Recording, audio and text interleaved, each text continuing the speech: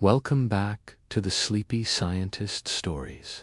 As the world outside quiets and your breath begins to slow, let's wander somewhere softer tonight, somewhere within. Let's enter the theater of your mind, that strange, beautiful place where logic loosens its grip and reality dances with memory, meaning, and moonlight. Tonight we dream. Every night, as your eyes close, another world opens. It begins in silence. Your muscles gently switch off. The buzz of your waking mind fades into a low hum. And then, softly, the curtains lift. Your brain lights up in bursts. Images, sounds, places, people, some real, some stitched together from things you've never truly seen. You are asleep, but inside, a theater of light, shadow, and sensation begins to unfold. In this dream space, the laws of gravity are suggestions.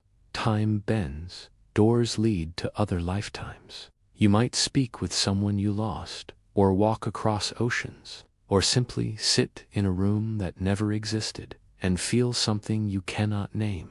But what is this place? And why do we return to it, night after night? For thousands of years, dreams were seen as messages from the gods, whispers from the dead, warnings or signs.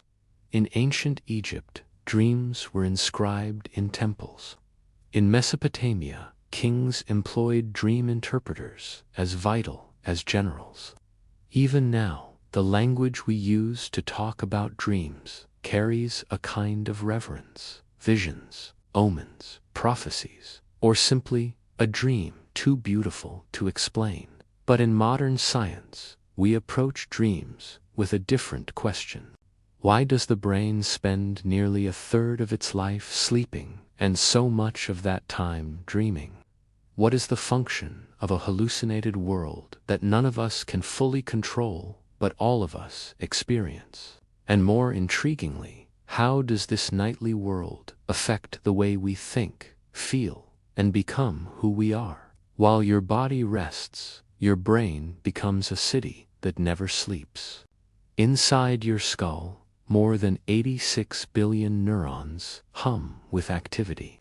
During certain phases of sleep, some regions of the brain are even more active than during waking life, especially during REM sleep, rapid eye movement, the stage most closely linked with dreaming. It's during this time that the visual cortex begins to spark, the limbic system, our emotional core, lights up, and the prefrontal cortex, our rational voice, begins to go quiet. It's like a director whispering, let the emotions run the show tonight. This shift is crucial. When reason softens its grip, the dreamer inside is free to roam, recombining memories, sensations, fragments of experience to create something new. And within this creative recombination, a strange thing begins to happen.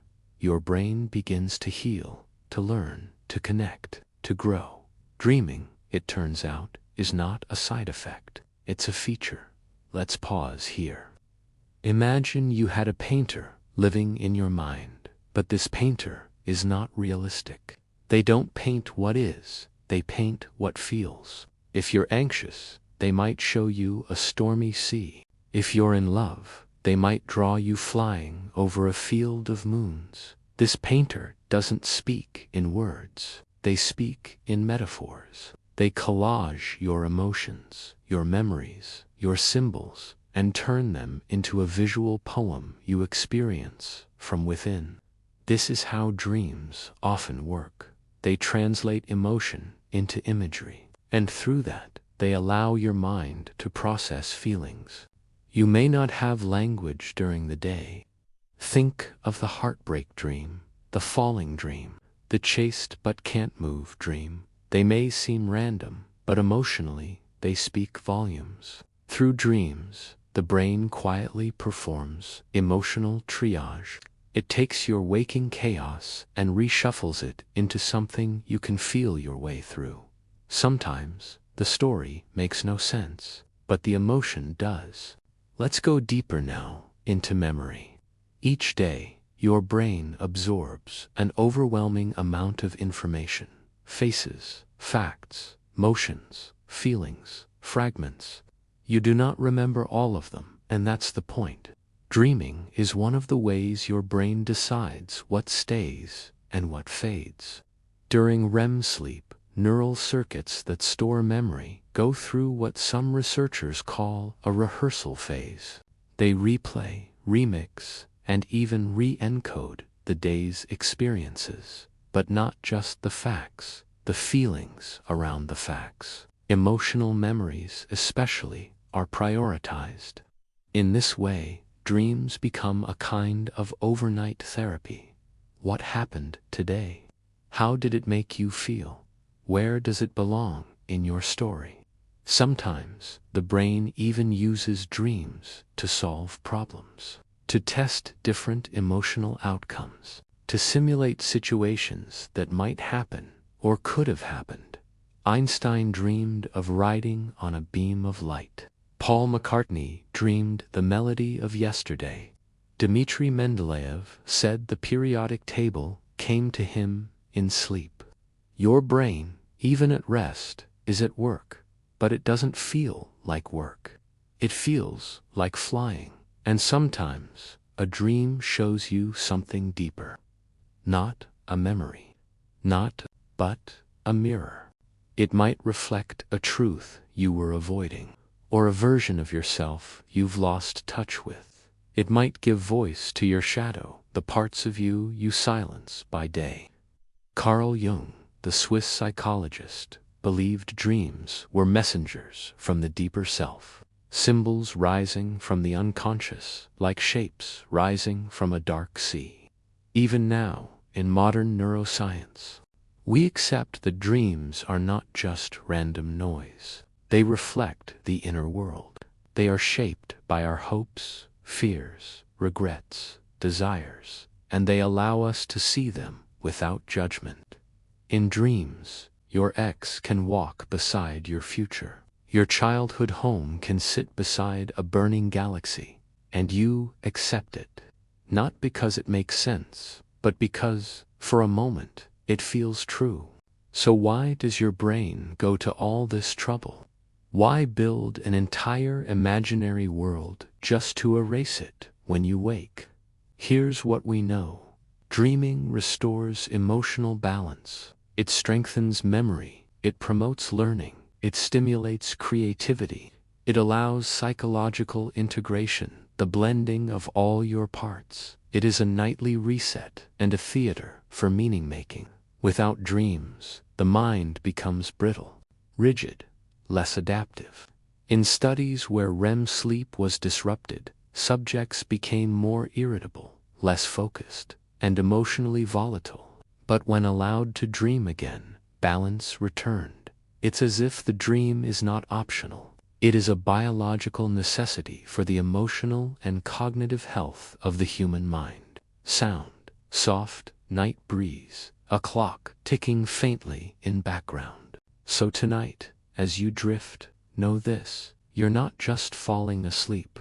You're crossing into a place where your mind tends its garden, where old wounds are stitched in metaphor, where new ideas are born in silence, where memory and feeling hold hands under starlight. And when you wake, you may not remember the dream, but the dream may remember you.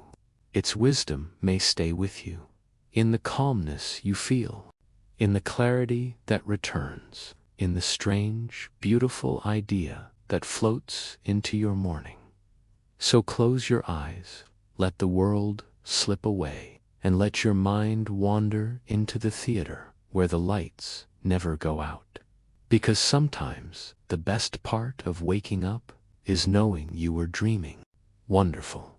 We now drift deeper into the mind's hidden machinery, where biology meets mystery, and neurons carry stories like lanterns through the night. As you lie still beneath your covers, something extraordinary begins beneath the surface. The world outside may be fading, but inside your brain, a symphony begins. This is not silence. It is restorative choreography. The gentle ballet of your brain, restoring, repairing, and dreaming. Welcome to the night shift of consciousness. Let's take a quiet walk through the science of sleep and the strange, electric wonder of dreaming. Sleep is not a single state. It is a journey, a descending spiral, a rhythmic pulse passing through distinct phases, each with its own purpose, chemistry, and choreography. The sleep cycle has two primary states: non-REM sleep, the descent; REM sleep, the dream. Each night, your body will pass through several 90-minute sleep cycles, like waves gently rising and falling on the shores of the mind. You begin to drift. This is stage 1, non-REM, the liminal space between waking and sleep. Your heart slows, your breathing becomes shallower, muscles relax, stray thoughts dance at the edge of consciousness. You may see flashes, shapes, colors, faces, brief hallucinations called hypnagogic imagery. Then, slowly, the curtain falls. Now, in stage 2, your brain waves slow, but bursts of electrical activity called sleep spindles spark across the cortex. These spindles are not random. They are thought to play a key role in memory consolidation, sensory processing shutoff. The outer world fades, and the inner world begins its quiet work. Now we sink deeper into slow-wave sleep. This is the body's true restoration phase. Here, delta waves dominate slow, high-amplitude brain waves that ripple like distant thunder. In this state, growth hormone is released. Toxins are flushed from the brain via the glymphatic system. It's as though a silent janitor walks through your mind, sweeping the floors of the day, mending the fragile furniture of your thoughts. Your body heals, your memory stores, and the gates to deeper mysteries begin to stir. Then something remarkable happens. After almost an hour of descent, and it is unlike anything else in biology. Your heart rate rises, your breathing becomes erratic, your eyes dart beneath closed lids, and yet your muscles are paralyzed. This paralysis, called atonia, is the brain's safeguard. It ensures that the dreams you experience stay in your mind, not acted out by your body, but the mind awakens into a different reality. Brain scans during REM show activity that mirrors wakefulness and in some areas surpasses it. The limbic system ignites, the visual cortex glows, but the prefrontal cortex dims. This means you see and feel, but don't question or doubt. It's not that dreams ignore logic. It's that logic politely steps aside and lets imagination drive the car. Let's go deeper still into the brain itself. What structures create dreams? The pons. It initiates REM sleep, sending signals upward, activating the thalamus and cortex. The thalamus. It acts as a sensory gatekeeper. During REM, it becomes hyperactive, helping create vivid visual content. The amygdala, the emotional epicenter. Highly active during dreams, especially emotionally intense ones. The hippocampus, our memory librarian. During REM, it helps select and replay fragments from past experiences. These regions coordinate like a secret orchestra, blending sight, sound, memory, and emotion into an immersive, self-generated story. Behind every dream, there is a chemical dance. Serotonin and norepinephrine, both alertness chemicals, drop dramatically in REM. Meanwhile, acetylcholine rises, enhancing memory encoding and visual vividness. Dopamine, the neurotransmitter of reward and desire, also increases, which may explain the emotional pull of dreams their urgency and symbolic power. It's not just a story. It's a story you feel in every neural fiber. Neurochemically, REM sleep resembles an altered state, a legal, internal psychedelic journey, with no cost of entry except surrender. But all dreams end, sometimes gently, sometimes jarringly, sometimes without a trace. As you exit REM, your brain transitions again, either into wakefulness or back into another non-REM cycle. Most people dream 4 to 6 times each night, but remember only fragments, if anything. That's because the neurochemical state of REM sleep is not optimized for memory storage. It's optimized for emotional processing, simulation, creativity, and unconscious integration. To dream, your brain must loosen its grip on facts and allow metaphor to rise. Let's pause to honor one of the most fascinating functions of REM, creativity. When we dream, the brain makes connections it would never make while awake. It links the old and the new. It combines memories with imagination. Studies show that REM sleep improves divergent thinking, the kind of thinking needed for poetry, innovation, problem solving. Dreaming allows the mind to roam beyond the fences of the known into the wildlands of the possible. That's why so many artists, writers, and scientists credit dreams with their greatest breakthroughs, because while awake, we're trying to think, but while dreaming, we are becoming. But what happens when we don't dream? Sleep disorders, medications, and trauma can suppress REM sleep. When that happens, we don't just lose a stage of sleep, we lose part of our emotional self-regulation, part of our creativity, part of our inner mirror. Prolonged REM deprivation has been linked to depression, poor memory, emotional volatility, reduced problem solving. The brain, deprived of its dream space, becomes cluttered, like a theater that never sweeps the stage. That's why healthy dreaming isn't indulgent. It's essential. Now step back and consider this. Each night, without effort, your brain performs this intricate dance, descending into slow-wave restoration, rising into REM dreaming, cycling again and again, creating new emotional maps, restoring your inner compass, all while your body lies still. All while the world outside disappears. You're not just unconscious, you're becoming something new. Because dreaming isn't about escape. It's about integration, the art of becoming whole again. And when you wake, perhaps you feel lighter, more centered, less tangled in the knots of yesterday. You may not remember the dreams, but your brain does. It's rebalanced your chemicals, sorted your memories, softened your sorrows, strengthened your imagination. It's as if the mind needed to whisper to itself in a language only it could understand. And in doing so, it returned with something you could carry, not a memory, but a feeling of clarity, of possibility, of something gently healed beneath the surface.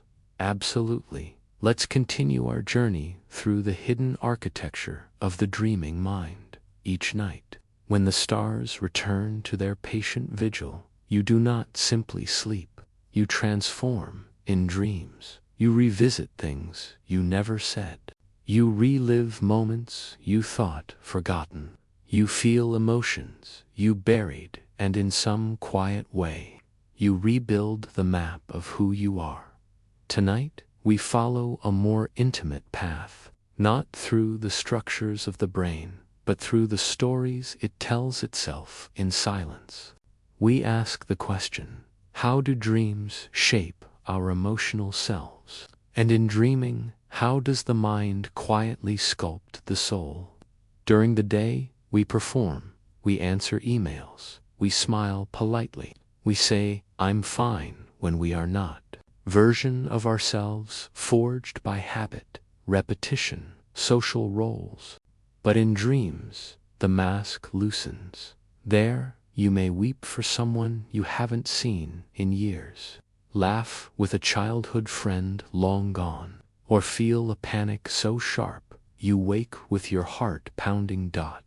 Who then is the you in your dreams? The version that appears when there are no mirrors, no watchers, no need to pretend. Dreams become the place where the unfiltered self speaks in the language of symbol and sensation. They become a mirror of the inner architecture, the emotional blueprint beneath the skin. And through that blueprint, dreams quietly begin to rebuild you. Dreams are not random. They are sculpted primarily by emotion. Scientists have found that emotional memories are more likely to appear in dreams than neutral ones.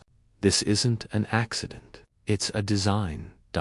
Emotions, especially powerful, unresolved ones, are tagged by the brain during waking life. Later, during sleep, those tagged memories rise, not as cold data, but as rich, sensory experiences. This is the brain's way of processing the emotional weight of lived experience. When you dream, your mind does not simply remember. It feels again and reshapes. This emotional reactivation allows you to desensitize to trauma, gain new perspective, rehearse future emotions, integrate unresolved feelings. Dreams become the therapy room your brain builds for itself. A space where feelings can be revisited in strange, safer forms and gently rewritten. Inside your brain, there is a small, almond-shaped structure deep in the temporal lobe. It's called the amygdala, and it is the seat of emotion, fear, and memory. In REM sleep, the amygdala is highly active, sometimes more than during wakefulness. This means dreams often carry emotional charge, but in a way that is disconnected from real-world consequences. You may dream of fighting with a loved one, but wake up with insight, not injury. You may dream of drowning, but wake with a breath of relief and perspective. This emotional activation without action allows the brain to rehearse, release, reframe. You feel the storm, but from the shore, and in doing so, the dream becomes an emotional simulator, letting you explore fears, griefs, longings in a space without risk. But what about nightmares? Why would the brain create images so terrifying that we bolt upright in the dark? It seems cruel, but nightmares, to have a purpose. Often, they are triggered by stress or trauma, unresolved, emotional conflict suppressed. Fears, anxiety pathways firing in the amygdala, yet instead of avoiding them, the dreaming brain brings them forward, wrapped in metaphor. The falling dream, the being chased dream, the teeth falling out, the sudden loss of control. These are not random fears. They are emotional truths in disguise. The brain presents them like puzzles. Can you feel this fully, now in safety? Can you see it clearly and reclaim your peace? Nightmares are not failures of the dream. They are invitations to feel something you've been avoiding. And when processed, even the darkest dream can become a lantern. Who are you in your dreams? Sometimes you play yourself, sometimes a stranger, sometimes both. Dreams allow you to experiment with identity, to wear other faces, live other stories, step into your own skin with different rules. This is part of the brain's genius. By releasing the logical guardrails of the waking self, it creates space for role, reversal, self-confrontation, empathy, rehearsal, fantasy, integration. A woman may dream she is a soldier. A child may dream they are ancient. An angry person may dream of peace. These aren't escapism. They are emotional simulations. In waking life, we are limited by what is polite, safe, permitted. In dreams, the whole psyche is welcome, and in that freedom, the mind begins to ask, what else could I be?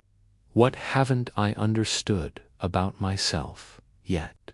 Dreams not only reflect emotion, they transform it. In a series of studies, researchers found that subjects exposed to emotionally painful stimuli, like images of loss or fear, showed reduced reactivity after dreaming about them. This suggests that dreaming processes emotional pain, like a tide slowly pulling venom from the wound. REM sleep, in particular, seems to play a central role in downregulating the intensity of emotional memory, separating the memory from the sting-preserving, the wisdom, while letting go of the traumas like the brain is whispering, let me carry this. You don't need to hold it so tightly anymore. Dreams become a form of emotional laundering, not forgetting, but forgiving. Here's something quieter, but just as profound. Dreaming appears to enhance empathy. Why? Because in dreams, you are not limited to your own narrow lens. You embody others. You feel what they feel. You see from their eyes. One study found that individuals who remembered dreams more vividly also scored higher on measures of empathy. Why? Because dreams expand the narrative. They dissolve the hard edges of me and you. They make the emotional world bigger, more complex, more beautiful, and in doing so, they quietly soften the heart. You may wake not knowing why, but feel more open, more understanding, more human. So who are you when you rise? If each dream is a small emotional journey, then each morning is a kind of rebirth. You carry back something, not always a memory, but a shift. Maybe you feel calmer. Maybe the knot in your chest has loosened. Maybe you don't know why you're smiling, but the sky looks a little softer. This is the emotional gift of dreaming, not in content, but in consequence.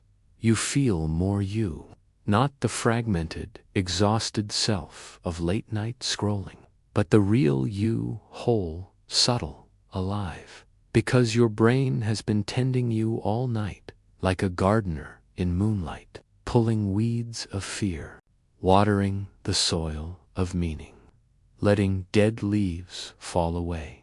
There is a quiet theory not found in textbooks, but whispered between poets and dreamers, that dreams are not just psychological tools, but the soul's workshop, a place where the self is carved slowly, night after night, by stories you don't remember, but somehow carry, where you meet old versions of yourself and forgive them, where you practice being brave, where you mourn things you didn't have time to mourn, where you celebrate moments you didn't know mattered. Asterisk, you don't need to understand the blueprint. You don't need to solve the metaphor. You only need to trust that your dreaming mind is on your side, that it is always working softly, invisibly, to make you whole. So, as you drift tonight, know this: you are not wasting time. You are not escaping. You are entering the place where the deepest parts of you get stitched back together. Your mind is wiser than you think. It knows what you're carrying. It knows what to show you. And it knows how to let go. So, surrender. Let the theater open. Let the curtain rise. Let the emotional architect begin her gentle work. And when you wake, you may not remember the dream, but you'll feel its kindness woven into your chest each night. You leave the present moment. You step through the veil into a world unbound by time. There, in your sleep, you may return to yesterday.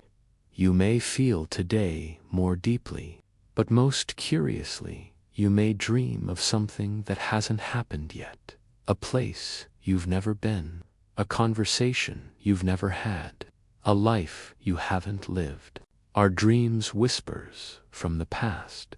Or might they also be previews of the future? Tonight, we explore one of the most mysterious roles of dreams, the power of imagination, foresight, and inner simulation, not prophecy, but possibility. While you sleep, your brain runs simulations. It builds tiny worlds. Some resemble your memories, some reflect your desires, and some feel like echoes of a future not yet lived. This isn't magic, it's imagination at work, a biological process with purpose. Dreams are mental rehearsals, trial runs of who you might become, what may happen, what you fear, and what you hope for. Psychologists now understand dreaming as a kind of prospective coding. That means your brain isn't just digesting the past, it's actively preparing for what's next, like a chess player planning her moves, or a pilot running through a pre-flight checklist. Your dreaming mind is testing the terrain of possible futures, and it does so in silence. Modern neuroscience tells us something profound. The brain is not a passive recorder of reality. It is a prediction engine. From the moment you open your eyes, your brain is forecasting what's about to happen. It predicts where sounds are coming from. It estimates how someone will respond to a smile, richer, more symbolic. When you dream of missing a train, you're not just dreaming of locomotives. You may be rehearsing loss, time slipping, for freedom, for a leap you haven't taken yet. Dreams let your brain rehearse not just events, but emotions, the deepest layer of future readiness. Some researchers believe dreams are nature's way of running simulations. They call it the threat simulation theory. Here's how it works. In ancestral environments, threats were everywhere: predators, loss, danger. Dreams, especially nightmares, allowed early humans to rehearse responses. Those who mentally practiced in dreams may have been more adaptive in real life, even today. Dreams often present conflict scenarios. A friend betrays you. You're lost in a strange place. You forget something crucial at the worst moment. These aren't meaningless fears. They're your brain stress testing your emotional system without real-world consequences. In this way, dreams become emotional armor, helping you confront hypothetical futures, so you can face the real ones with greater clarity. And just as importantly, dreams also simulate joy. They rehearse reunions, victories, new beginnings, and these too shape who you become. Athletes have long known this. Mental rehearsal affects physical performance. Olympic sprinters visualize the race before they run. Musicians dream of the piece before they play. Surgeons walk through a procedure in the mind before making an incision. Remarkably, brain scans show that visualizing an action activates many of the same regions as doing the action. Now consider this. Dreams are involuntary mental rehearsals. Your brain chooses the scene, the challenge, the feeling. It creates immersive scenarios, not for your entertainment, but for preparation. Maybe you dream of standing on a stage, maybe of apologizing, maybe of failing or succeeding. Each one is a mental rep, an emotional stretch, a simulation that makes the real moment easier to face when it finally arrives. Let's acknowledge the mystery. Many people report dreams that felt predictive, precise, almost eerie. A mother dreams of a distant child in danger and wakes to a phone call. A writer dreams of a stranger they meet days later. A student dreams of an exam question they later encounter verbatim. Are these pure coincidence? Or a sign that dreams reach further than we know?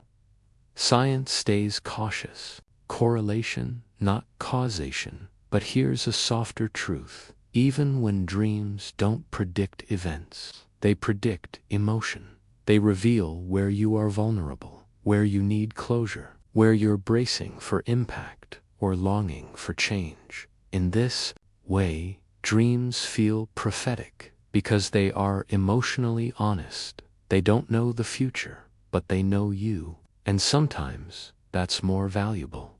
What do you long for? Sometimes dreams tell you. Sometimes they scream it. Desire shows up in strange forms. A house you never lived in. A face that doesn't exist. A reunion, a discovery, a sense of arrival. These dreams may be metaphors, but they are also nudges. They help you remember what still matters, what parts of you are still reaching forward. Freud believed dreams revealed repressed desire. Modern science sees it differently. Dreams model desires so that you can practice feeling them to see what happens when you finally get what you want or lose what you love. And sometimes, just sometimes, they help you feel those things without needing to seek them in the outer world. A rehearsal for fulfillment, or it's letting go. Dreams are where imagination lives without rules. This is where futures are invented, not logical futures, but possible ones. Countless artists, inventors, and scientists have credited dreams with breakthroughs. Elias Howe dreamed of a needle design and invented the sewing machine. August Kekulé dreamed of a snake biting its tail and discovered the ring structure of benzene. Larry Page dreamed of downloading the entire internet and founded Google. These weren't prophecies. They were the brain assembling fragments into something new. This is one of dreaming's most magical qualities, creative synthesis. It takes memory plus emotion plus imagination and fuses them into a vision you'd never create while awake. And from that vision, futures are born. What if your dreams were trying to guide you, not with clear instructions, but with questions? What are you afraid of? What are you hiding from? What haven't you tried? What would happen if, each night, your brain offers tiny lessons, not in facts, but in feelings, a compass made of shadows, a whisper of what matters, a rehearsal of what could be. And even when you don't remember the dream, something stays, a new courage, a quiet insight, a strange peace, as if the dream planted a seed that will bloom in some moment yet to come. Think of it like this. Dreaming gave our species a mental playground, a place to test behaviors before trying them in dangerous reality. It let our ancestors rehearse fear so they could survive, rehearse empathy so they could bond, rehearse strategy so they could outthink. It was not an escape. It was an adaptation. And today, though the world has changed, your brain still uses dreams to prepare you, not for lions and rivers, but for heartbreak, pressure, hope, and change. The dream remains our most ancient and most private technology for becoming fully human. So what happens when you wake? People, you may not remember the dream, but your brain does. And maybe you find yourself doing something a little differently, speaking more gently, feeling more ready, sensing something deeper, guiding you. It's as if the dream world handed you a map in invisible ink, and the real world, one moment at a time, reveals what it means, because your dreaming mind has already walked ahead of you, lit the torch, tested the ground, and left a feeling in your chest you can follow. You are never just waking. You are arriving at a future you have quietly rehearsed. Some nights, the dream doesn't come. No strange places, no long-lost voices, no faces made of memory and metaphor, just silence, a gray, blank sleep. Or worse, no sleep at all. Where do our dreams go when they disappear? And what happens to us when we are no longer visited by the quiet wisdom of the night? Tonight, we step softly into the spaces where dreams falter, where trauma, disorder, or disconnection silence the inner theater. This is not a chapter of despair. It is one of listening, of understanding, and, perhaps, of gently remembering how to dream again. Not every sleep is rich with imagery. Sometimes you close your eyes and open them again hours later with no memory of passing time. This isn't always cause for concern. Most people forget 90 to 95% of their dreams. But when the dreams truly vanish night after night, it can signal something deeper, a disruption, a wall, a silence where stories should be. The absence of dreams is not just the absence of entertainment.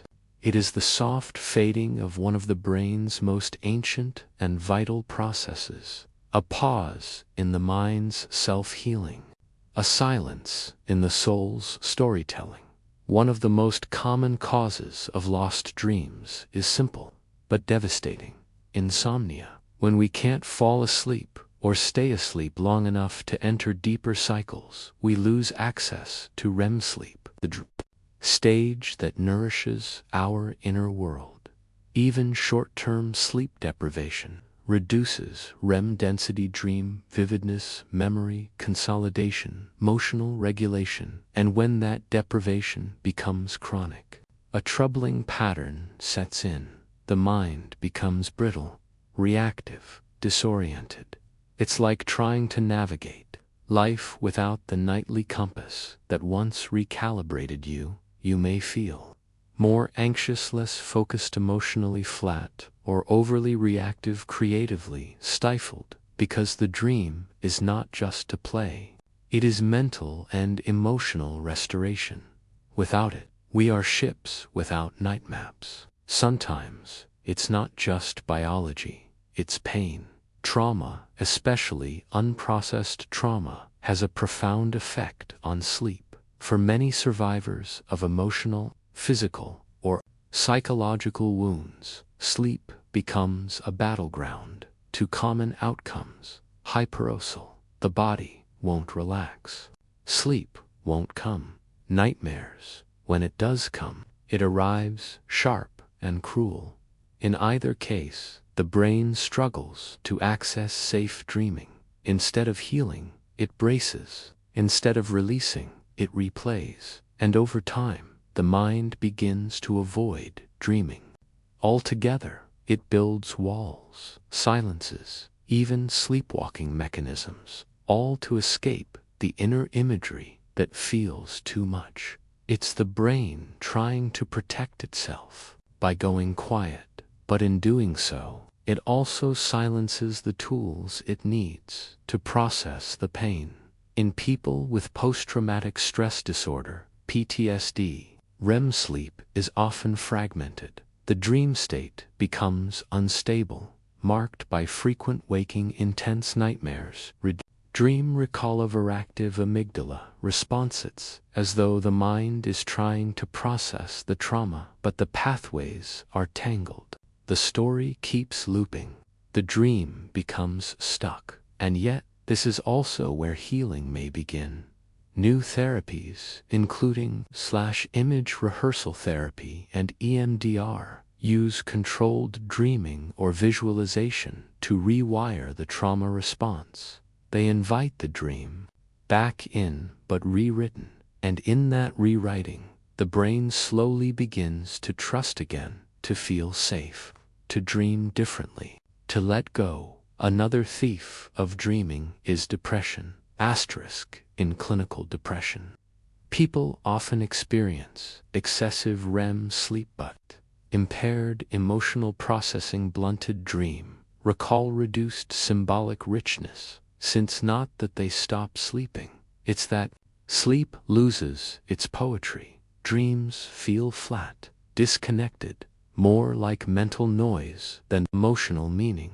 One theory is that the dreaming brain in depression loses its ability to perform emotional triage, to clean, sort, and reframe the day's feelings. Instead, the feelings just sit, like unopened letters. This is why healing from depression often involves not just better sleep hygiene, but a return to emotional dreaming.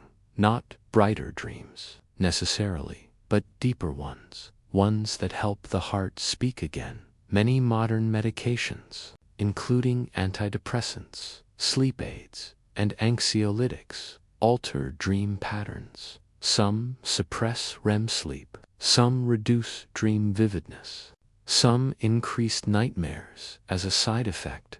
While these drugs can be life-saving, they often come with a subtle cost: the fading of the inner world. Patients report, "I don't dream anymore. I feel emotionally numb at night. My sleep feels empty." This doesn't always mean harm. In many cases, the benefits outweigh the losses. But it does invite reflection. When the dreaming mind goes silent, what part of us do we lose? What feelings stop surfacing? What stories stop being told? And more importantly, can they ever come back? When dreams fade, something else quietly shifts. Our sense of self. Dreams are one of the few places where the whole self can appear without permission, without censorship. The child self, the fearful self, the bold self, the creative self. When dreams go silent, those inner versions can drift, unheard.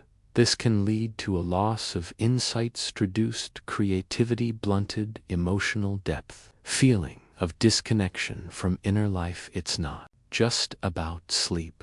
It's about integration, the stitching together of everything we are. Without dreams, we lose some of our wholeness, but not forever. Here is the gentle truth: dreams can return. The brain remembers. The inner world waits to reopen the gates of dreaming. Before sleep, let your thoughts out. The mind responds by offering images back. Write down dreams immediately, even fragments. The act of noticing makes recall stronger. Create safe sleep rituals, warm baths, soft music, gentle lighting. They tell the mind it's safe now. Explore guided dream work or therapy, especially if trauma is involved. Dreams can be re-entered safely. Most of all, be patient. Dreams do not return on demand. They return when the inner world feels heard again. They come not as noise, but as a whisper, an offering, and sometimes there is healing even in the absence. The blankness is not always failure. Sometimes it is rest, a reset, a pause before something returns. The dreaming mind, like a forest, sometimes goes quiet to grow beneath the soil. In the silence, new roots form, new stories prepare themselves. So if you're not dreaming, don't despair. Your mind may still be listening. And one night, the curtain will lift again, and the theater will open, and you'll remember something soft, a feeling, a symbol, a breath, and you'll know the dream has come back. So tonight, wherever you are, if your dreams have gone quiet, may this be your invitation to slow, to soften, to remember that your inner world is still alive, even now, even in silence, even in stillness. It waits, not to entertain you, but to hold you. Your dreams are not lost. They are only waiting for the right moment to return. And when they do, They will remind you that even in the dark, before Freud drew dream diagrams, before brain waves were measured in laboratories, there were stories told in flickering firelight, painted in ochre on cave walls, whispered beside sleeping children, cried aloud by prophets. The ancients did not believe dreams were random. They believed they were real, not in the literal sense, but in the sense that mattered most, as messages, maps, warnings, revelations. To dream was not private, and mine and all of humanity's dreams begin to look strangely similar. And we ask, what are we dreaming together? The oldest written dreams come from Mesopotamia, etched into clay 4,000 years ago. They were not analyzed by therapists, but by priests. Dreams were seen as divine communication sent by gods, spirits, or celestial forces. Entire manuals were written. If you dream of a lion walking into your house, expect an enemy.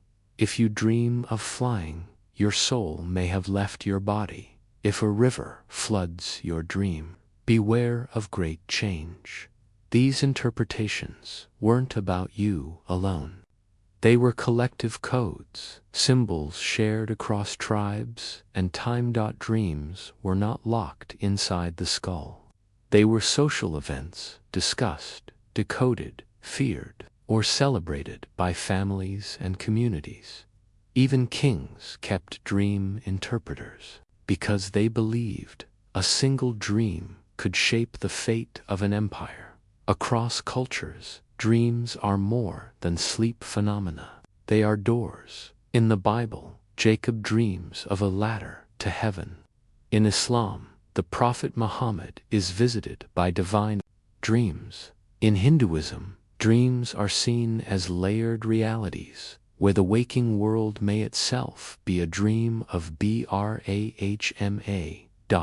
In Greek mythology, Morpheus is the god of dreams, a shapeshifter who brings visions to mortals. And in Native American traditions, the dream catcher was born a sacred object to filter nightmares and preserve good visions. Dreams have always held spiritual gravity. They are prophecies, visions, warnings, sacred experiences. To dream was to touch the divine, or to be touched by it.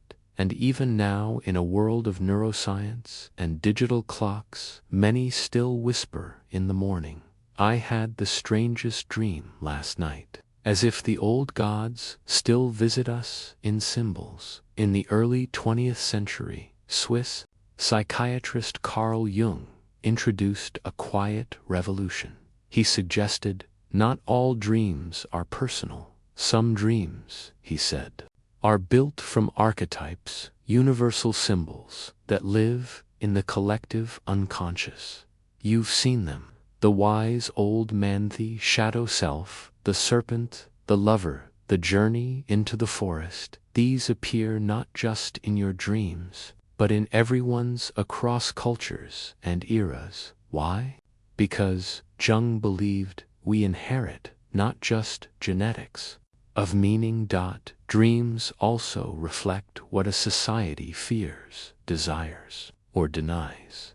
A dream in ancient Egypt might feature crocodiles and pharaohs. A medieval European might dream of angels and demons. A modern worker might dream of missed deadlines, lost phones, falling elevators.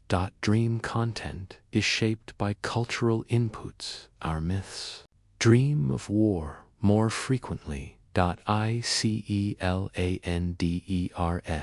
Dream of weather, spirits, and ancestors.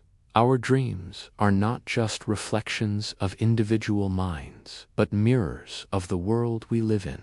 Dreams speak the language of the culture, but they whisper deeper truths about power, about fear, about the sacred and the forbidden. Here's the mystery. Even with all our cultural differences, we dream in strikingly similar images. falling, flying, being chased, losing teeth, showing up unprepared. Why? Some symbols may be neurobiological. Falling may reflect balance system. Disruptions in REM. Being chased may rehearse survival threats. Flying may reflect liberation from waking constraints. But others, they seem to echo something older. They feel mythic. These universal dreams may be psychological rituals carried across generations, like stories etched in the bones. We are all telling versions of the same story each night, and in that story, we are not alone. In some indigenous cultures, dreams are shared. Upon waking, people gather to speak their dreams aloud. They are not interpreted in isolation, but as messages to the group.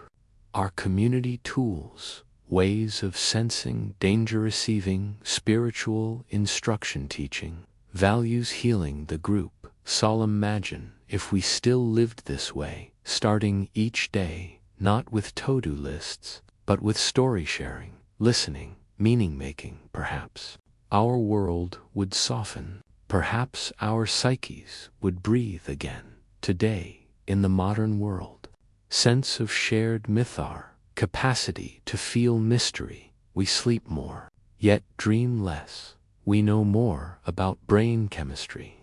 Dream is not dead. Across the world, people are forming dream circles again. In homes, retreats, online communities, they gather to say, "Last night, I dreamt of water. I dreamt I was lost. I dreamt I was reborn." And together, they listen. Not to analyze, but to reflect. In these circles, the dream becomes mirrored, refracted through many perspectives. One person sees grief, another sees transformation. This is not therapy. It is ritualized, remembering, a return to the shared language. Beneath language, the digital world may isolate us, but it may also be the place where the collective dream awakens once more. Why should this matter to you? Because you are not just a solitary mind wandering in a personal maze of symbols. You are part of a human fabric woven from stories, fears, archetypes, and light. When you dream, you contribute to that fabric. When you understand your symbols, you unlock the symbols of others, and when you share them in writing, we all wander the same strange kingdoms. We all seek meaning in the dark, and maybe we always have. So tonight, as you drift, imagine this: you are not alone in sleep. Across oceans, in cities and forests, in silence and stillness, millions of others are entering the same dream. C. Your mind dips into a pool that holds memories older than you. And when you dream, you do not just heal yourself. You carry forward a tradition as old as fire. The temple of story. The map of metaphor. The language that speaks when all other voices have gone quiet. Tonight, may you remember, you are not just dreaming. You are dreaming the human dream, and in that shared sleep, you are home. Thank you for joining us in this shared circle of sleep. If this story reminded you of your own dreams, or awakened one from long ago, please like the video and subscribe to the Sleepy Scientist Stories. We walk together through the Shadowlands, night after night, until dawn brings us home. Close your eyes, not to sleep just yet, but to listen. What happens in the quiet when you are no longer watching the world, but feeling it unfold from within? You may see colors with no source, ideas with no logic, faces you've never met, and places that never were, yet feel familiar. This is not chaos. It is a kind of theater, and your mind is the playwright, the actor, the director, and the audience, all at once. Tonight, we wander through this inner stage where creativity is born not through effort but through dreaming. We'll explore how dreams are not just mysterious messages, but fountains of inspiration that have shaped our art, our science, and the story of human thought itself. Inside your mind, there is a stage, not one of logic or language, not a lecture hall, but a theater of feeling, vision, movement, and possibility. And each night, as sleep descends, that curtain lifts, top characters step forward, scenes unfold, emotions swell, time bends. This isn't a metaphor, it's how the brain creates meaning. Through imagery in REM sleep, your visual cortex flares to life. Your limbic system, the center of emotion, becomes supercharged. But your prefrontal cortex, the center of logic and inhibition, dims. The result: unrestrained imagination. You don't think creatively in dreams. You feel creatively. You live inside metaphor. And that is where art begins. Some of the most important creations in human history began in sleep. Mary Shelley dreamed of a scientist haunted by the being he created. She woke and wrote Frankenstein. Dmitri Mendeleev saw the periodic table in a dream, a vision that organized all the known elements. Paul McCartney woke from a dream with a full melody in his mind. It became Yesterday. Otto Lowy, a neuroscientist, dreamed of an experiment involving frog hearts. He woke, wrote it down, and proved how nerves communicate chemically. These weren't accidents. They were dream-catalyzed connections. The sleeping brain frees information from its usual categories. It allows the illogical to meet the essential. This is creativity at its purest. A place where chaos becomes pattern without effort. Why are dreams so often sources of originality? Because they do what waking minds often can't: disconnect from constraint. There are no rules in dreams, no critics, no expectations. Your mind is free to associate without judgment. Blend the unrelated. You might dream of a teacup turning into a spaceship, a childhood home filled with books you haven't read yet. These aren't errors, they're innovations. Process emotion through imagery. Feelings become places, grief becomes color, longing becomes a stairway without end.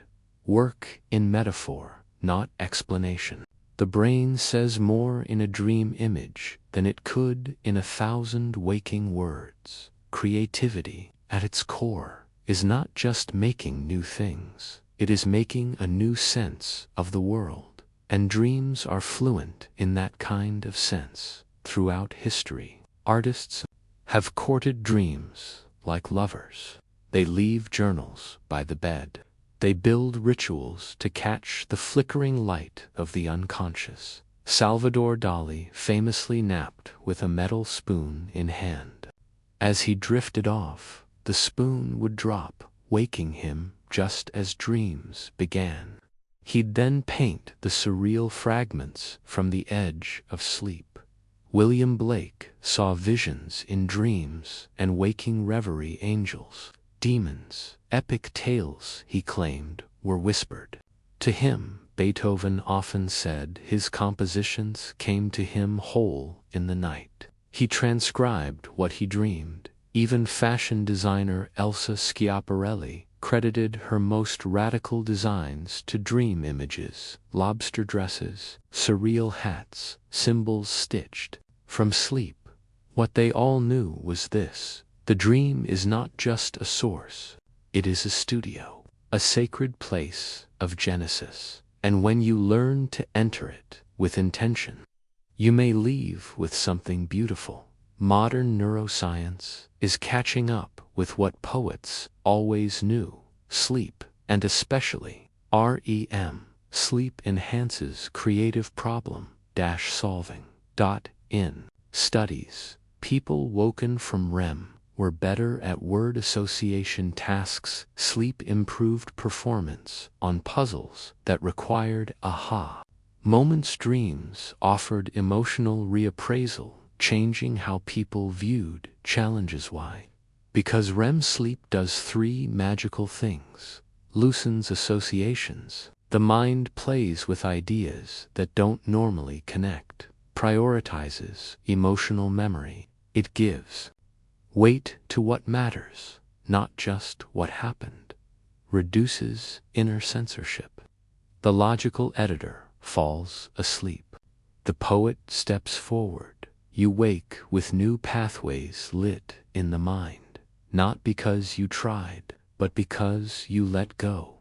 Dreams are multi-sensory poems. You don't just see them. You hear, feel, smell, and move through them, and each sense can be a source of creative fuel. A painter may dream of impossible skies. A composer may wake with echoes of distant harmonies. A dancer may remember moving in ways no body could. A writer may hear conversations that never happened but feel true. These dreams are not hallucinations. They are internal rehearsals for meaning.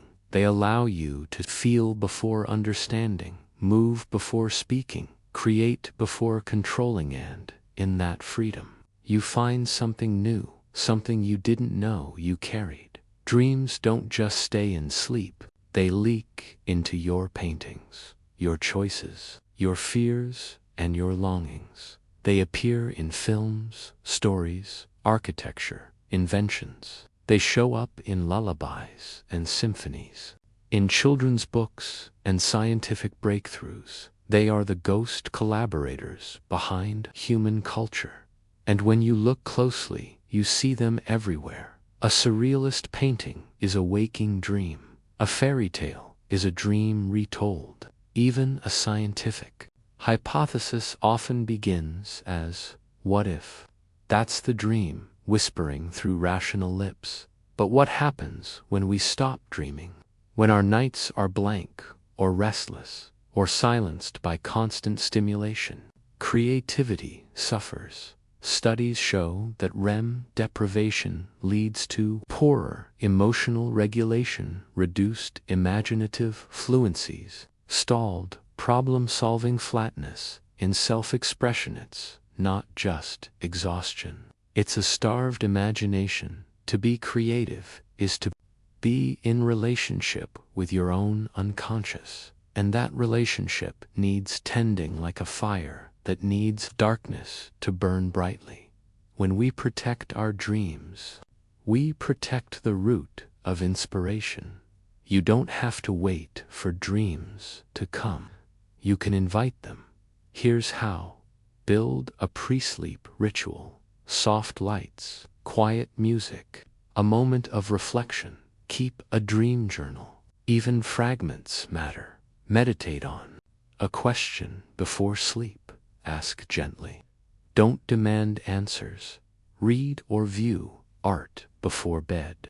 The images may return, reshaped. Trust the process. Dreams speak in their own time.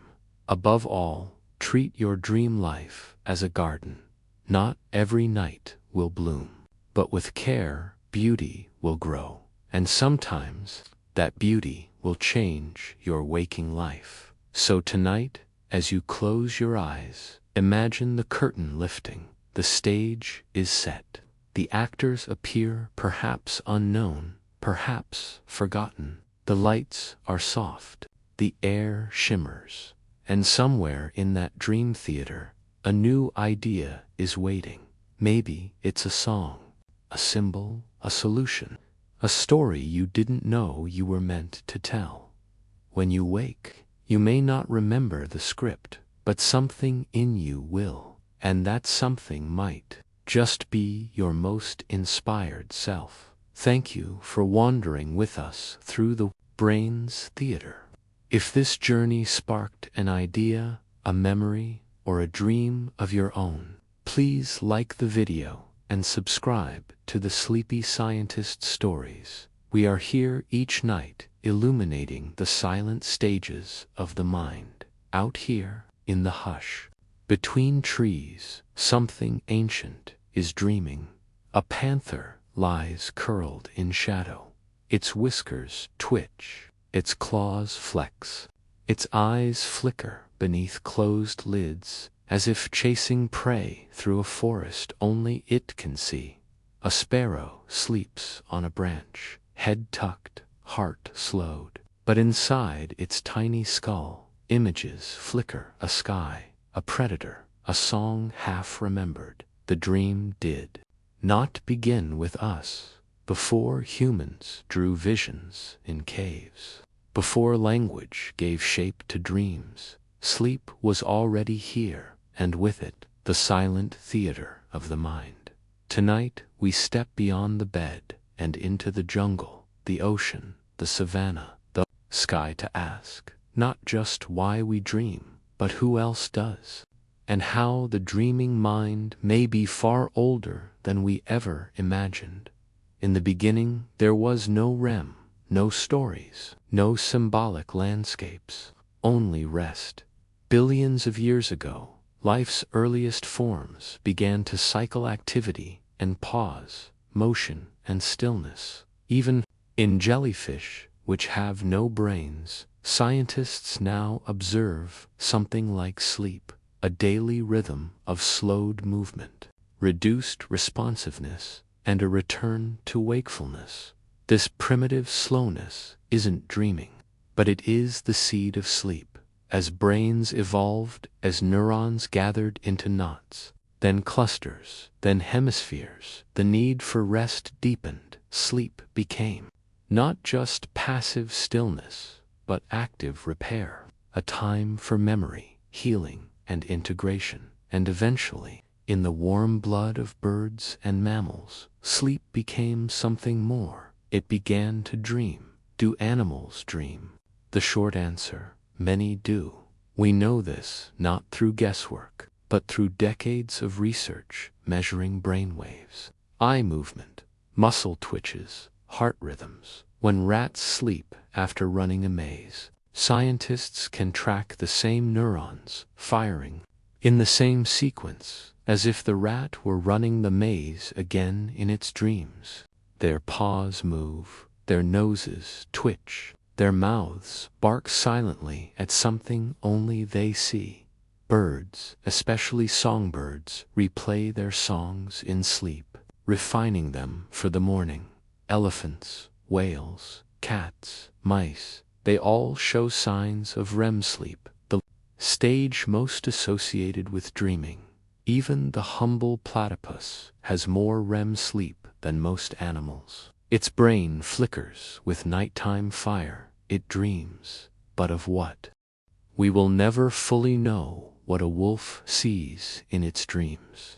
We cannot ask a dolphin to describe its visions, but we can wonder: does a dreaming zebra see grasslands? Does a cat relive the thrill of the hunt? Does a raven solve puzzles in its sleep?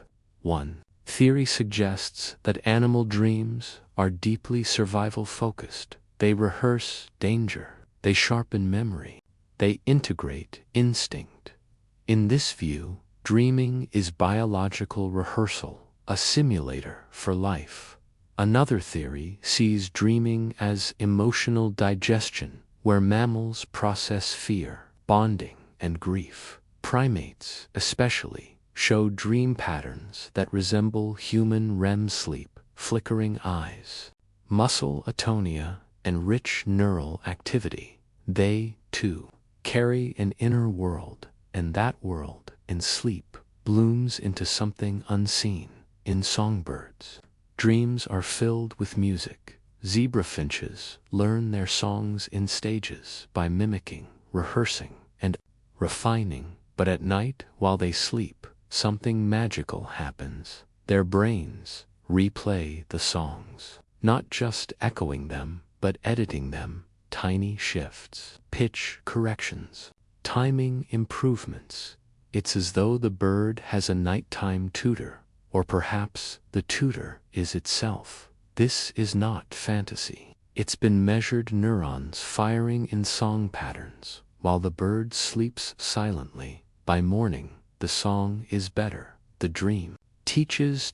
In mammals, sleep is divided into two great states: non-REM, deep, slow, restorative, REM, fast, flickering, imaginative. REM sleep is where most dreaming occurs.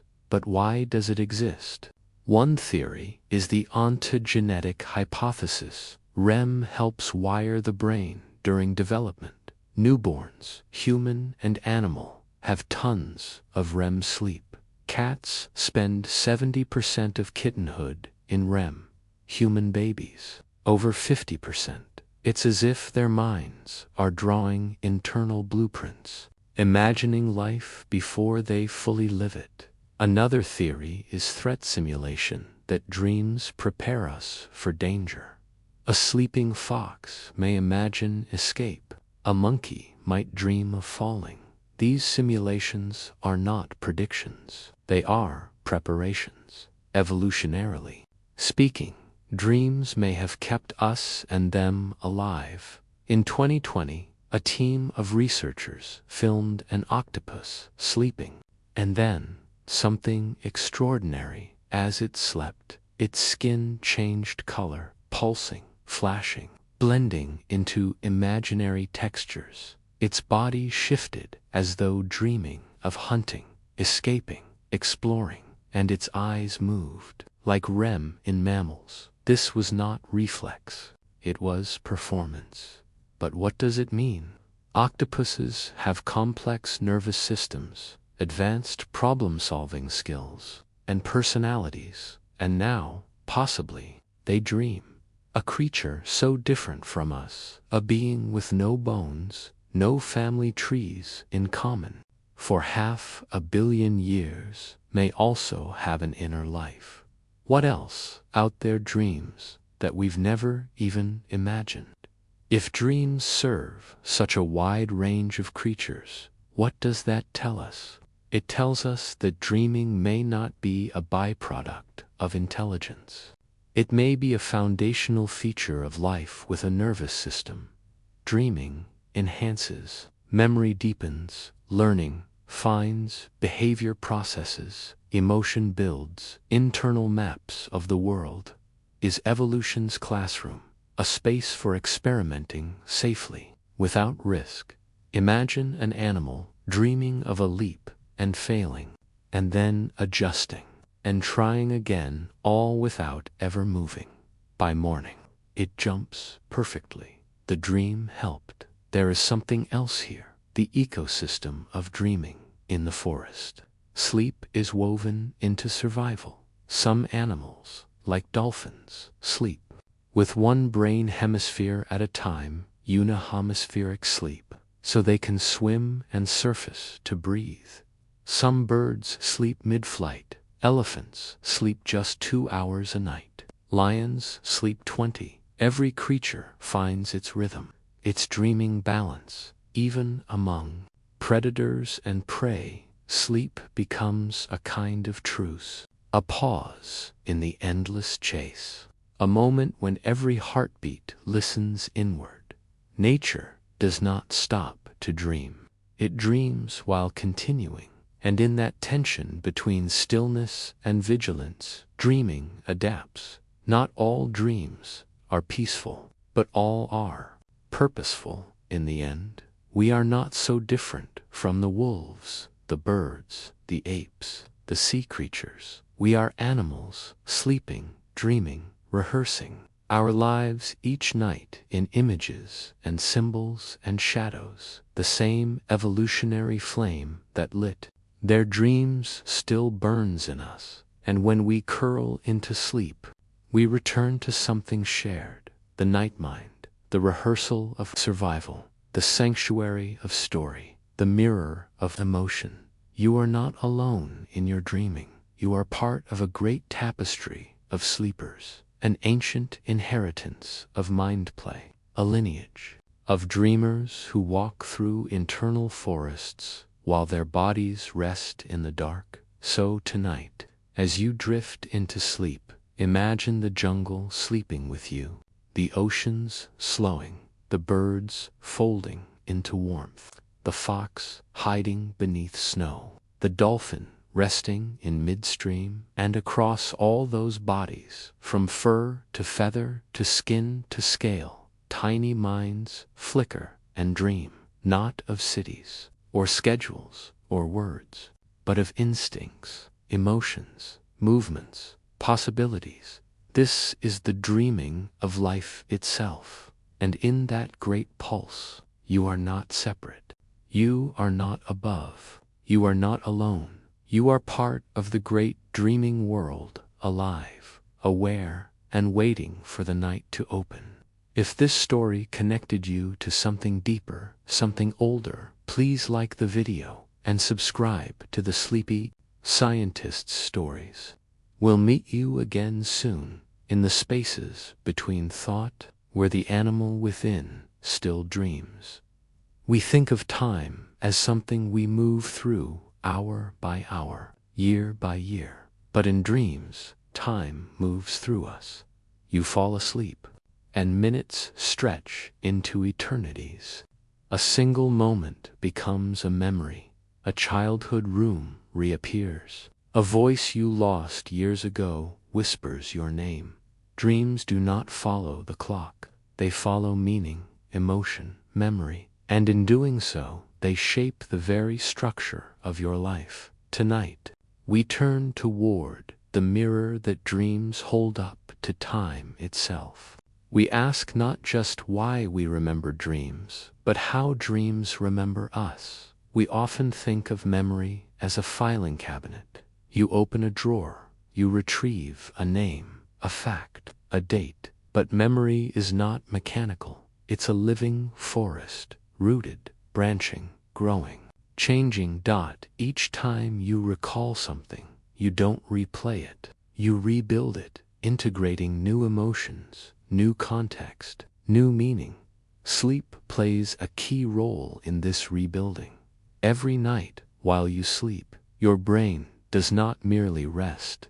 It reweaves, strengthening some memories, pruning others, organizing, clarifying, associating. This is not passive, it's deeply active. There are two main kinds of memory sleep works with: declarative memory, facts, names, places; emotional and procedural memory, how you felt, how you learned. Different stages of sleep processed them differently. Slow wave sleep, deep, non-REM, consolidates facts and sequences. REM sleep integrates emotions, builds meaning, solves conflicts. But what's truly beautiful is how dreams link memories that seem unrelated.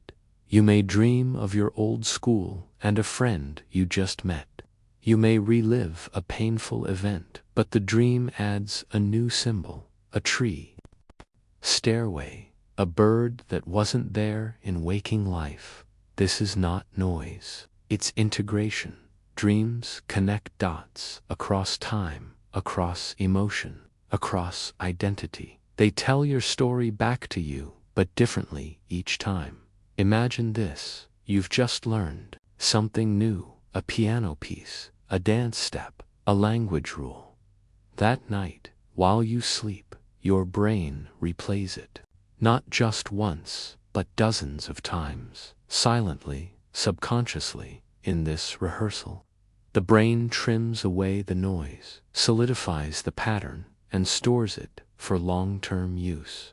This is memory consolidation, and dreams are its theater. Dreams allow you to test the memory, to apply it emotionally, visually. SPATIALLY. In one study, students learning a maze performed better if they dreamed about it. The dream is not distraction. It is deep encoding. In dreams, time behaves differently. You might live through years in a single night. You might wake from a 5-minute nap with a memory of an entire saga. You might return to a place that hasn't existed in decades, and it feels more real than your apartment. Why? Because dream time is psychological, not linear. It's built from memory, fragments, emotional weight, symbolic associations. The hippocampus, the brain's timekeeper, becomes less precise in REM. Chronology collapses. Instead of step by step, you get meaning by meaning. A moment of grief becomes an endless hallway. A fleeting joy becomes a sky filled with birds. This distortion is not confusion, it's depth. The dream goes where emotion is strongest, and there it lingers. But dreams do more than replay. They edit. If you've ever gone to bed feeling heartbroken and woken up a little more whole, you've felt the power of dream-based healing. REM sleep allows for emotional decoupling. Your brain replays a painful memory but reduces the intensity. It keeps the lesson but softens the wound. This is part of what makes dreams so powerful for trauma recovery. Your brain isn't ignoring the hurt, it's processing it so you can move forward. Some dreams revisit painful moments, but over time, the dream changes, introducing new endings, new symbols, new strength. This is your psyche's way of saying, let's try again, but this time with healing. Why do we forget so many dreams? Because dreams are stored differently than waking memories. They're processed in areas less tied to language and conscious retrieval. But certain conditions make dream recall more likely. Waking up during REM, high emotional intensity, novelty of imagery, personal relevance. Some people remember dreams vividly every night. Others rarely do, but their brains still dream just as much. In fact, even forgotten dreams can affect you, changing your mood, shaping your decision, stirring your creativity. Dreams don't need to be remembered to leave a mark. Some vanish like smoke, but their heat lingers in your day. At the deepest level, dreams may help you build your sense of self. They stitch together fragments of your life. That time you fell, that kiss you never forgot, the fear from childhood, the joy of a song. All these pieces drift through dreams. But instead of filing them away, dreams connect them, reorder them, weave them into your personal mythology. Over time, you begin to feel like a continuous you. Not because your memories are perfect, but because sleep knits your experiences into narrative identity. You are the dreamer, but also the story and the storyteller. Think of your brain as a biographer who works the night shift. By day, you live. By night, your mind writes. Not chronologically, not rationally, but poetically. It asks, what mattered today? What hurt still lingers? What joy needs to be remembered? It finds metaphors. It reshapes scenes. It paints in dreams what waking couldn't explain. Your dreams are notes from your inner historian, not to be published, but to be felt. And each one, whether you remember it or not, adds a sentence to the novel of your life. As you age, your dreams change. Children's dreams are vivid, surreal, sometimes terrifying. Their brains are building a world. Teenage dreams are emotional, symbolic, often turbulent. Identity is being forged. Adult dreams reflect complexity, relationships, failures, ambition, nostalgia. Elder dreams may grow quieter, revisiting the past, seeking meaning, preparing for rest. But in every stage, dreams mirror your relationship to time.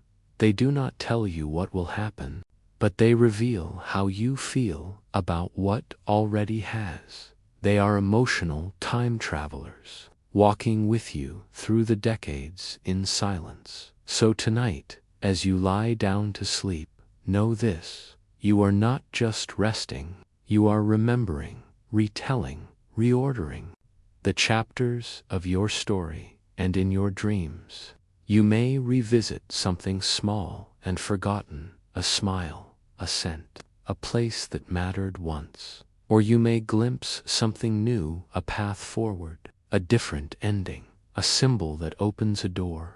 Your dreams do not lie. They speak in metaphor, not command. They offer, not demand. They are the soul's memory, moving freely through time, carving meaning from the chaos each night. We return to the inner library where sleep becomes story, and dreams hold the key to who we are. Close your eyes. Now imagine that you're aware you're dreaming. You realize mid-flight, mid-fall, mid-whisper that none of this is real.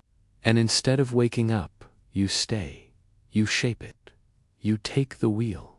This is not science fiction. This is lucid dreaming, the ability to wake up within your dreams. And now, as technology and neuroscience stretch toward the future, we find ourselves standing on a strange threshold. Can we understand dreams so well that we learn to control them, to use them, to enhance the brain? And if we can, should we? Tonight, in this final chapter, we gaze forward into the sleeping mind of tomorrow.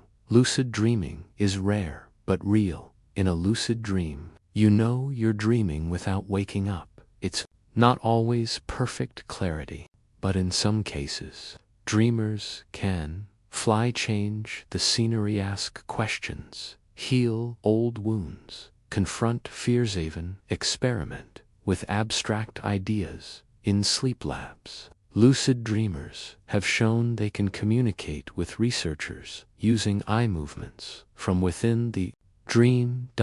Imagine that, a conversation between two worlds. It's not magic, it's neurology, and it opens doors. Lucid dreaming can be trained. It's not instant, but with patience and practice, many people can achieve it. Here's how. Reality checks throughout the day. Ask, am I dreaming? Check clocks, mirrors, or your hands. In dreams, they often distort. Dream journaling, write your dreams each morning. This strengthens dream recall and pattern recognition.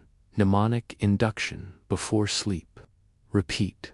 Next time I'm dreaming, I'll remember I'm dreaming.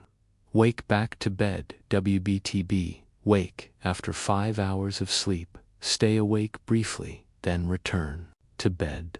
Lucidity often increases in the following REM period. Through these methods, you can begin to wake within the dream, and what you find there may change how you live while awake. Lucid dreaming isn't just psychological, it leaves fingerprints in the brain. Neuroimaging shows that during lucidity, the prefrontal cortex, normally quiet in REM, lights up. The parietal lobes engage, enhancing body awareness. The gamma frequency spikes associated with consciousness. In other words, lucidity is a hybrid state, part REM sleep, part waking awareness. It's a narrow bridge, a shimmering balance between logic and imagination. Some researchers call it a neurocognitive anomaly. Others see it as a natural extension of consciousness. Either way, it proves something astonishing. Even while asleep, the mind can become aware of itself. Lucid dreams are more than fantasy, they are tools. In studies, lucid dreamers have rehearsed sports and seen real-life improvement practiced, speeches engaged. In exposure therapy for phobias, created music and solved problems. The brain, in dream, can simulate real movement, real fear, real joy, without risk, without consequence. This makes lucid dreaming a training ground for creativity, confidence, healing, and more. Some athletes visualize victory. Lucid dreamers feel it. The body sleeps, but the mind is learning. But this power raises questions. If we can program dreams, what happens to the wildness of dreaming? If we turn every night into a lucid mission, do we lose something essential? And if technology starts influencing our dreams, who decides what enters? Already, researchers have begun using targeted dream incubation (TDI), inserting cues during early sleep to shape dream content. A sound, a phrase, a smell. It's subtle, but it works. Companies have even begun exploring dream-linked advertising. Imagine hearing a jingle in your dream without your consent. Now the question becomes urgent.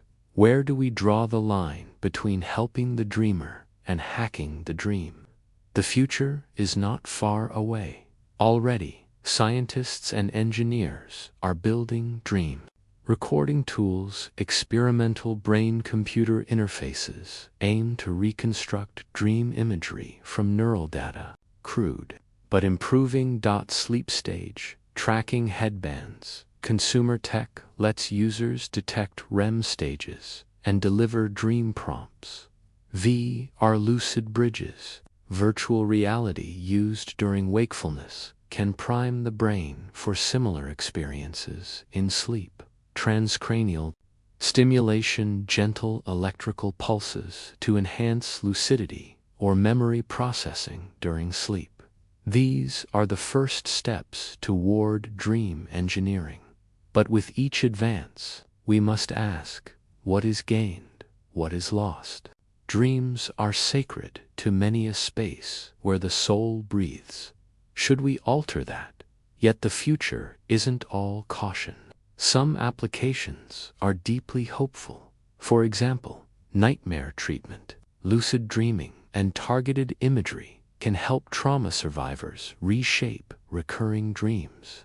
Neuroplasticity support dream rehearsals may aid in stroke recovery and motor function restoration.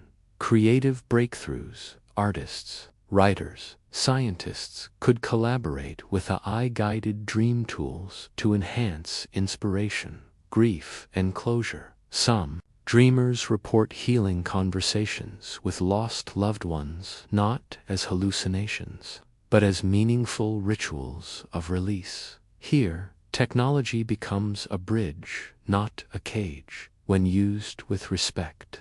Dream science can help us heal in ways words cannot. Step back. We are beings made of stardust, floating on a planet that spins through silence. And for a third of our lives, we sleep. In those hours, the mind leaves time, leaves logic, leaves the known. It journeys inward, but also beyond. Some philosophers suggest dreams are glimpses of consciousness beyond the body, echoes from the collective unconscious, or the universe experiencing itself through us. Whether or not that's true, one thing remains. Dreams remind us that reality is not always what it seems, and that sometimes the deepest truths emerge not from waking, but from surrender. The future of dreams holds enormous promise, but also great responsibility. To program a dream is to touch the sacred space of the self. So how do we proceed? Not with control, but with curiosity.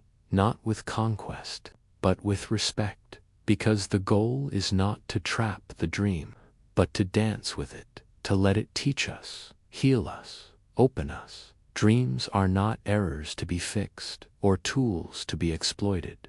They are mirrors of the soul and portals to what we might yet become. So tonight, as you close your eyes, imagine this: you are not falling into sleep. You are stepping into a laboratory, a chapel, a theater, a launch pad, and somewhere within, beneath the neurons, beyond the thoughts, a dream begins. Maybe you will fly.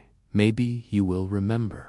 Maybe you will awaken inside the dream and smile. But even if you forget, something will change. And in that invisible change, you will grow. So sleep well, dream deeply, and never stop wondering.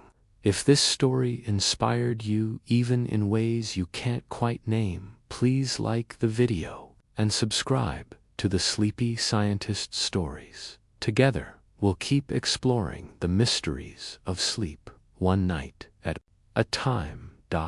Until then, rest well, dream freely, and know you are not alone in the night.